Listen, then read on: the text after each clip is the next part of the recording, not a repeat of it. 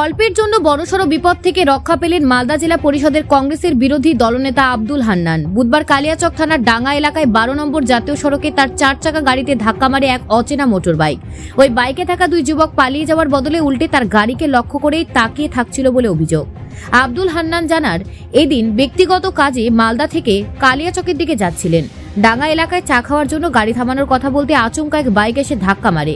বাইকে থাকা দুই যুবক পালানোর পরিবর্তে তার গাড়ির দিকে সন্দেহজনকভাবে তাকিয়ে থাকে। পরিস্থিতি গুরুত্ব বুঝে চালক দ্রুত গাড়ি নিয়ে মালদার দিকে রওনা দেন।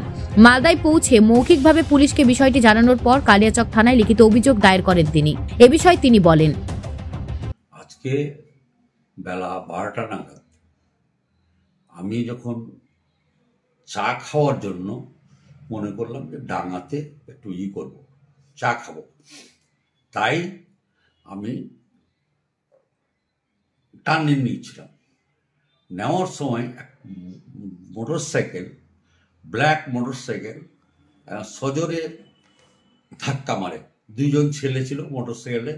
এই দুজন ছেলে আমার গাড়িতে ক্ষতিও হয়েছে, একটা ভেঙেও পড়ে গেছে অনেক কিছু, যেগুলো মানে পিভিসির জিনিস আছে সেগুলোও ভেঙে পড়েছে। আমার এই রেঞ্জ ওভার গাড়িটাতে আমার যেটা গাড়ি গভর্নমেন্টকে দেওয়া আছে, হ্যাঁ, সেই গাড়িতে আমার নামে না, গাড়িটা হচ্ছে আমার স্ত্রীর নামে।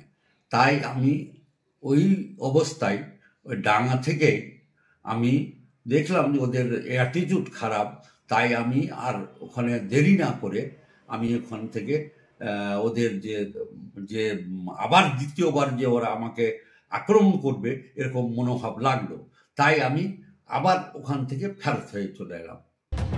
প্রসঙ্গত, কিছুদিন আগে মানিকচক বিধানসভা কেন্দ্রের তৃণমূল বিধায়ক সাবিত্রী মিত্রের গাড়িকেও দুর্ঘটনায় ফেলার চেষ্টা হয়েছিল। সেই ঘটনায় ইতিমধ্যে মানিকচক থানার পুলিশ অভিযুক্ত গাড়িটি আটক করেছে।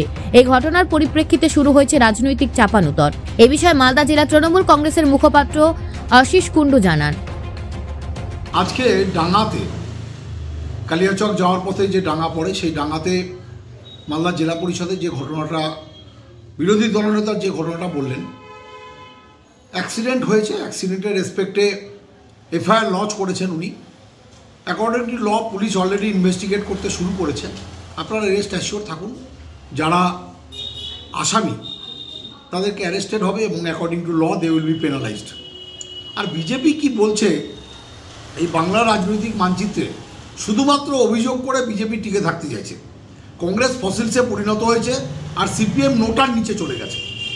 একটা অ্যাক্সিডেন্টকে নিয়েও যদি তারা রাজনীতি দেখে, তাহলে এটা খুব দুর্ভাগ্যজনক।